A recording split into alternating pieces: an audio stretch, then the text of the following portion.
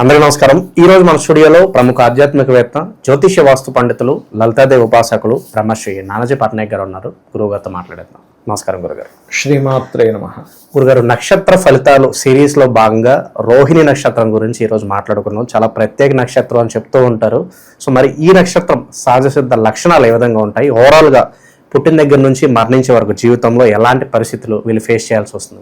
తప్పకుండా అండి. రోహిణీ నక్షత్రానికి అధిపతి చంద్రుడు, అలాగే ఈ నక్షత్రానికి అధిదేవత బ్రహ్మ.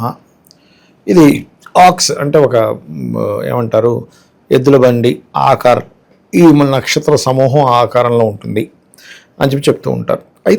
అయితే వీళ్ళు కొంచెం చార్మింగ్ గాను, క్రియేటివిటీ గాను, అలాగే ఈ రోహిణీ నక్షత్రాన్ని సర్వసాధారణంగా కూడా పంటలు బాగా పండాలన్నా, లేకపోతే ఒక చక్కటి వృక్షం బాగా వచ్చి అది బాగా ఫలించాలన్నా రోహిణీ నక్షత్రం రోజు విత్తనాలు నాటండి అని చెప్తూ ఉంటారు. ఇది నేను చాలాసార్లు చాలా రైతులకు చెప్పినప్పుడు వాళ్ళకి మంచి లాభాలు కూడా వచ్చాయి రోహిణీ నక్షత్రం. ఎందుకంటే ఇది ముఖ్యంగా ఫలకృతమైనటువంటి నక్షత్రంగా చెప్తుంటారు. అంటే ఫలం ఇచ్చేటువంటి నక్షత్రము. మనం ఏదైనా ఒక మంచి పని ప్రారంభించేటప్పుడు కూడా రోహిణీ నక్షత్రంలో ప్రారంభించడం మంచిదే అని చెప్తూ ఉంటాం. అయితే రోహిణీ నక్షత్రం వాళ్ళకి ఎమోషన్ ఎక్కువగా ఉంటుంది, మదర్లీ నేచర్ ఎక్కువగా ఉంటుంది. అంటే చూడండి, ఇప్పుడు మనం ఏదైనా ఇంటికి వెళ్ళాము, కొంతమంది మనకి గ్లాస్ నీళ్ళు కూడా ఇవ్వరు. కానీ రోహిణీ నక్షత్రం వాళ్ళు అలా కాదు, వాళ్ళు భోజనం పెట్టాలి. వాళ్ళకు అంటే అతిథి మర్యాదలు అవి 100% వాళ్ళకు ఉంటాయి. ఎవరో 1-2%, ఎందుకంటే వాళ్ళకి పాడైపోయింది అనుకోండి, లగ్నం పాడైపోయింది, బుద్ధి పాడైపోయింది, వాళ్ళకి ఆ స్ఫురణ కలగదు. ఎందుకంటే వాళ్ళ పూర్వజన్మల్లో చేసుకున్నటువంటి కర్మ వల్ల వాళ్ళకి సద్బుద్ధులు వస్తూ ఉంటాయి. రోహిణీ నక్షత్రం వారికి పర్టికులర్గా ఎమోషన్, మనది మన వాళ్ళు అని తీసుకునే ఇవి కాస్త ఎక్కువగా ఉంటాయి రోహిణి వారికి. అయితే వీళ్ళు ఉన్న ప్లేస్లో ఉండరు. రోహిణి వారు ఎప్పుడూ కూడా ఏంటంటే ఇల్లు నుంచి మారడం అనేటువంటిది ఎక్కువగా జరుగుతుంది. అంటే ఉన్న ఊరు నుంచి మార్పు చెందడం, ఎక్కువ ప్రయాణాలు చేయడం, ఇలాంటివి అధికంగా ఉంటాయి. ఇంకోటి ఏంటంటే ఈ వృషభ రాశిలో ఎవరు పుట్టినా కూడా, అంటే లగ్నం కావచ్చు, రాశి కావచ్చు, వీళ్ళ కొంచెం అంటే వీళ్ళ మాస్టర్స్ మీద, లేకపోతే వీళ్ళ గురువుల మీద ఇంకా సరిగ్గా చెప్పట్లేదు, ఇంకా సరిగ్గా చేయట్లేదు, ఇంకా ఏదో ఉంది అనే భావన ఎక్కువగా ఉంటూ ఉంటుంది. అయితే వీళ్ళు ఎక్కువగా ఉద్యోగంలో కంటే కూడా వ్యాపారాల్లో బాగా రాణిస్తారు. అంటే సొంతంగా చేసుకునేవి, ఏవైనా అది కన్సల్టెన్సీ కావచ్చు, ఏదైనా కానీ. కాకపోతే ఇక్కడ ఏంటంటే ఎవరు ఏ వ్యాపారం చేయాలన్నా, నాట్ ఓన్లీ రోహిణి అనే కాదు, ఎనీ లగ్న, ఎనీ నక్షత్ర, ఎనీ రాశి వాళ్ళు మనకి వ్యాపార యోగాల్ని, ముఖ్యంగా బుధుడు ఎలా ఉన్నాడు అండ్ లాభస్థానం ఎలా ఉంది, ధనయోగం ఏ వ్యాపారం ద్వారా కలిసి వచ్చే యోగం ఉందో తెలుసుకొని వ్యాపారంలోకి అడుగు పెట్టాలి. అదర్వైజ్ ఏమవుతుందంటే వాళ్ళు ఒక వ్యాపార యోగం ఉంటే ఇంకో వ్యాపారంలోకి అడుగు పెట్టడం వల్ల సరైనటువంటి ఇవి రావు. బాగా ఆలోచించి మాట్లాడతారు. అయితే ఇక్కడ ప్రతిసారి ఈ లాజిక్ ఉపయోగించాలని రూల్ లేదు. ఎవరికైనా పెట్టడము, ఎవరికైనా ఆదుకునేటువంటి విషయాల్లో మాత్రం కొంచెం తొందరగా స్పందిస్తారు వీళ్ళు రోహిణీ నక్షత్రం వారు. అలాగే కొంచెం వీళ్ళకు కూడా ఏంటంటే చెప్పాలంటే కొంచెం అంటే ఆత్మాభిమానము ఇవి కొంచెం ఎక్కువగానే ఉంటాయి చెప్పాలంటే. అలాగే మెడిటేషన్లో తొందరగా వెళ్ళగలుగుతారండి రోహిణీ నక్షత్రం వాళ్ళు. ఇప్పుడు మనసు తొందరగా కనెక్ట్ అవ్వగలుగుతుంది దైవంతో. ఇప్పుడు అందరికీ ఇది రాదు చెప్పాలంటే. కాకపోతే రోహిణీ నక్షత్రం వారికి వీలైనంత మట్టుకు ఏంటంటే వివాహం 2 రకాలుగా ఉంటుంది. ఎర్లీగా అవ్వడం, లేట్ అయితే చాలా ఎక్కువ లేట్ అవ్వడం. ఇంకోటి ఏంటంటే స్త్రీల వల్ల కొంత ఇబ్బంది పడతారు రోహిణీ నక్షత్రం వాళ్ళు. స్త్రీలే శత్రువులుగా అవుతారు, స్త్రీకైనా పురుషుడికైనా కూడా. అదేవిధంగా వీళ్ళకి ఏంటంటే వచ్చేటువంటి జీవిత భాగస్వామి వెరీ స్ట్రాంగ్. ఇంకోటి రోహిణీ నక్షత్రంలో పుట్టిన, వృషభ రాశి లేదా వృషభ లగ్నంలో పుట్టిన వీళ్ళ యొక్క జీవిత భాగస్వామి ఎప్పుడైతే విదేశాలకు వెళ్ళి మళ్ళీ రిటర్న్ వచ్చి ఉంటారో వాళ్ళ లైఫ్లో, అక్కడి నుంచి వాళ్ళ జీవిత భాగస్వామికి టర్నింగ్ పాయింట్ అనేటువంటిది జరుగుతుంది. అందులో ఎటువంటి సందేహం లేదు, గుర్తుపెట్టుకోండి. అలాగే మరొక విషయం ఏంటంటే ఈ వారికి సహజంగానే వృషభంలో పుట్టినటువంటి వారికి ఓపిక ఎక్కువగా ఉంటుందని చెప్పుకున్నాము. అలాగే వృషభం చూడండి, ఇక్కడ రోహిణీ నక్షత్రము ఒక క్యాటిల్ దీంట్లో ఉంటుంది, వృషభ రాశి కూడా వృషభం ఉంటుంది. కాబట్టి వీళ్ళు ఏంటంటే ఒకానొక సమయంలో భారం మొత్తం వీళ్ళ మీదే వేసుకొని వీళ్ళ లైఫ్ని చూసినటువంటిది వీళ్ళు మనం చూడొచ్చు. అయితే వీళ్ళకి ఫైనాన్షియల్గా బాగా గ్రోత్ రావాలి అంటే కనుక ఖచ్చితంగా వీరు విష్ణు ఆరాధన చేయడం, విష్ణు సహస్రనామాలు చేయడం, లేదా ఏదైనా ఒక మంత్రం తీసుకొని ఆ మంత్ర ప్రభావం వల్ల వీళ్ళ లైఫ్ అనేటువంటిది సెట్ అవ్వడం జరుగుతూ ఉంటుంది. తమ్ముళ్ళ మీద, అక్క చెల్లెల మీద, అన్నదమ్ముళ్ళ మీద ఎక్కువ ప్రేమాభిమానాలు కలిగి ఉంటారు. ఎవరికో మరీ చంద్రుడు పాడైతే చెప్పలేం కానీ, బట్ ఈ యొక్క లక్షణాలు వీళ్ళకి బ్రహ్మాండంగా ఉంటాయి. అయితే వీళ్ళు చూడ్డానికి కూడా ఆకర్షణీయంగా ఉంటారండి రోహిణీ నక్షత్రం వాళ్ళు. అది రంగును కాదు, నలుపుగా ఉన్నారా, చామంచాయగా ఉన్నారా, తెల్లగా ఉన్నారా, కొంచెం మంచి పెద్ద కళ్ళు, అందమైన కళ్ళు ఉండడం, వాళ్ళు చార్మింగ్గా అనిపించడం చూడడానికి. నల్లగా ఉన్నా కానీ ఒక తెలియని ఒక లక్షణాలు ఎలా ఉంటాయంటే ఆ వెలుతురు కనిపిస్తుంటుంది. కొంచెం బ్లాక్గా ఉంటారు కానీ మెరిసిపోతుంటారు. ఆ మెరిసిపోవడం అనేటువంటిది రోహిణీ నక్షత్రానికి సహజ స్వభావం. ఎందుకంటే మీరు గమనించినట్లయితే ఎవరి జన్మ జాత చక్రంలో అయినా వీనస్ శుక్రుడు బాగున్నా చంద్రుడు బాగున్నా సహజ సిద్ధమైనటువంటి అందం వచ్చేస్తుంది. వీళ్ళకి ఏంటంటే పర్టికులర్గా వీళ్ళు ఎటువంటి వస్త్రం వేసుకున్నా వీళ్ళకి బాగుంటుందండి. కొంతమంది చూడండి, అబ్బా నీకు ఈ డ్రెస్ బాగాలేదు, నీకు చీర బాగాలేదు, నీకు ఈ డ్రెస్ బాగాలేదంటాం. కానీ రోహిణి వారికి ఉండే లక్షణం ఏంటంటే వాళ్ళు ఏది వేసుకున్నా బాగానే ఉంటుంది, ఏ కలర్ అయినా బాగానే ఉంటుంది. ఎందుకంటే ఇక్కడ చంద్రుడు ఆకర్షణకి కారకుడు అవుతాడు. అయినందుకు వీళ్ళు ఎక్కడికి వెళ్ళినా వీళ్ళ వంక అందులో ఆ పార్టీలో 100 మంది ఉంటే 90 మంది వీళ్ళ మీద దృష్టి ఉంటుంది, ఆ ఆకర్షణ. ఎందుకంటే మీకు 27 నక్షత్రాల్లో కూడా చంద్రుడికి రోహిణీ నక్షత్రం అంటే బాగా ఇష్టం అట. ఇంకోటి ఏంటి, మనకి సర్వసాధారణంగా కూడా చంద్రుడు వృషభ రాశిలోనే ఎగ్జాల్ట్ అవుతాడు, ఉచ్చస్థితిలోకి వెళ్తాడు. కాబట్టి ఈ రోహిణీ నక్షత్రానికి చంద్రుడు అయ్యి చంద్రుడు చంద్ర నక్షత్రం మీద ఉండడం వల్ల ఆకర్షణ ప్రభావం అనేటువంటిది ఎక్కువగా ఉంటుంది.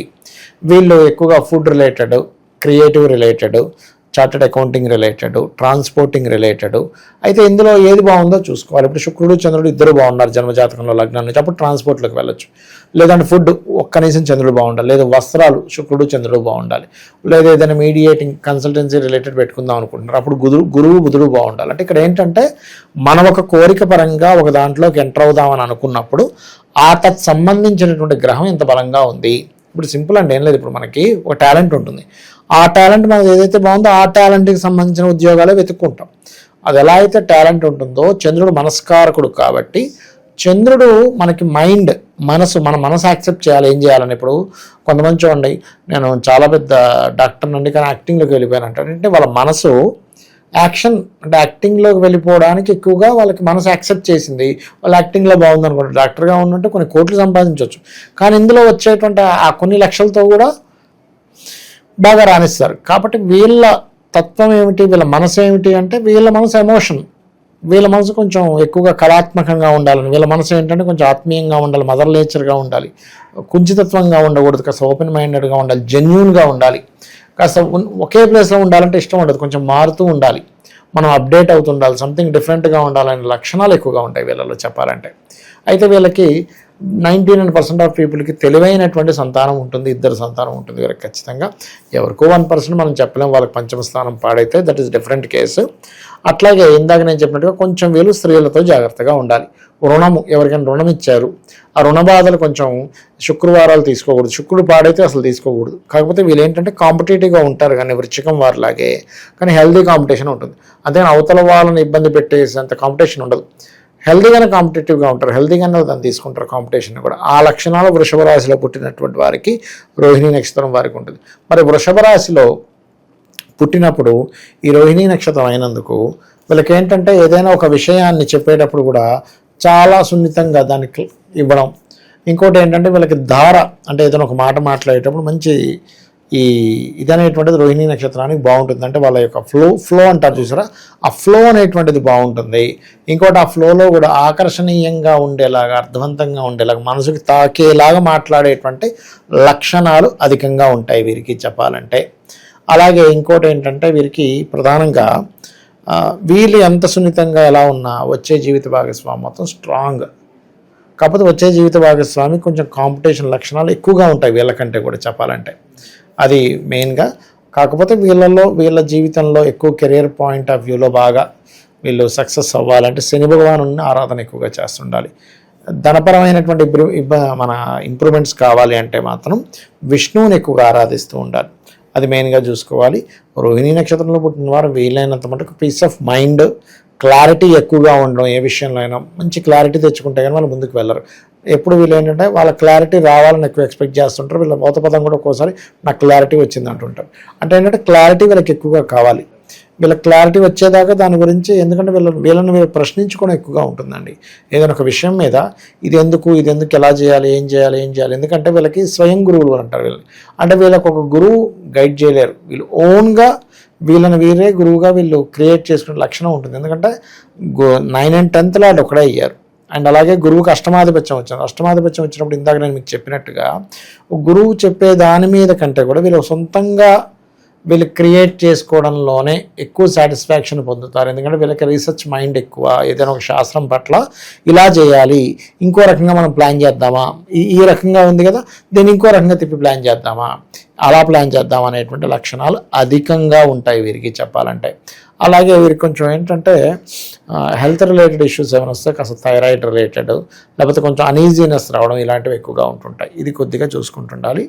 బట్ ఏదేమైనప్పటికీ కూడా బొబ్బర్లు దానంగా ఇవ్వడం, లక్ష్మీ గణపతి ఆరాధన అనేటువంటిది వీళ్ళకి హెల్త్ ఇష్యూస్ రాకుండా చూసుకుంటుంది. ఆ పర్టికులర్గా వివాహ వ్యవస్థలో పలానా ఈ నక్షత్రం వాళ్ళు ఈ నక్షత్రం వల్ల చేసుకోకూడదు అని ఉంటుంది. సో మరి ఈ నక్షత్రానికి యాంటీ నక్షత్రాలు ఏమంటారు?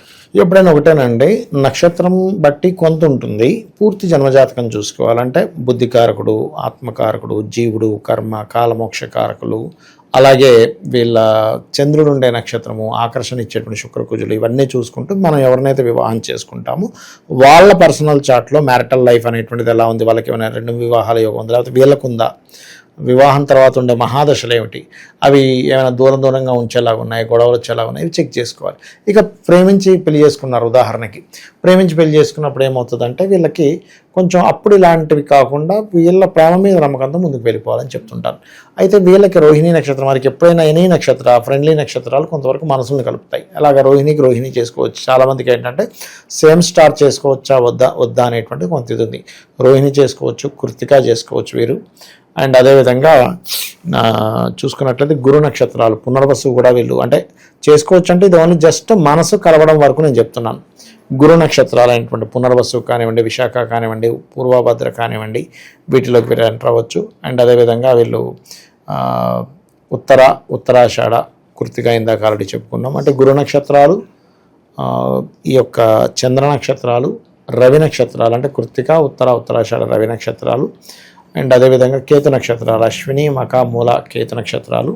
అలాగే కుజుడు యొక్క నక్షత్రాలు అయినటువంటి ఈ యొక్క మృగశిర, చిత్త, ధనిష్ట, ఈ నక్షత్రాలతో కొంచెం మనసులు బాగా కలుస్తాయి. కాబట్టి వీళ్ళ విషయంలో వీళ్ళు కొంచెం ముందు స్టెప్ వేయచ్చు. ఇది మనసులు కలవడం వరకే. మిగతావని ఇందాక నేను చెప్పినటువంటి ఆ యొక్క విషయాలు చూసుకోవాలి. ఓవరాల్గా రోహిణి నక్షత్రం గురించి వీళ్ళ జీవితం అంతా ఏ విధంగా ఉండబోతుంది, ఎలాంటి జాగ్రత్తలు తీసుకోవాలనేది మీ మాటలో చాలా బాగా వివరించారు. ధన్యవాదాలు. శ్రీమాత్రే నమః.